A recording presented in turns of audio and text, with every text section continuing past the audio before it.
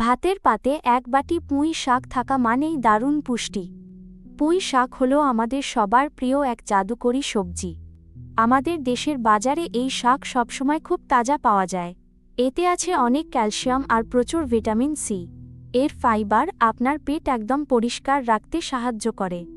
প্রতিদিন পুঁই শাক খাইলে আপনার শরীরের হাড় অনেক শক্ত হবে।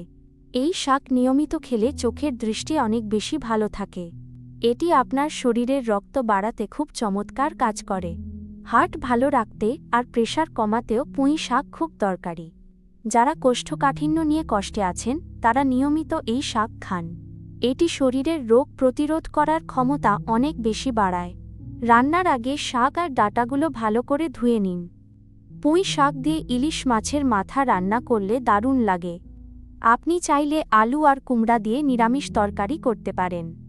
চিংড়ি মাছ দিয়ে এই শাকের ঝোল খাইতে খুব মজা।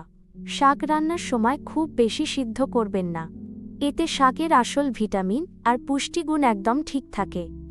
সপ্তাহে অন্তত 2 দিন দুপুরে ভাতের সাথে এই শাক রাখুন। আজই বাজার থেকে টাটকা এক আঁটি পুঁই শাক আনেন। সুস্থ থাকতে বেশি করে দেশি শাকসবজি খাওয়ার অভ্যাস করেন।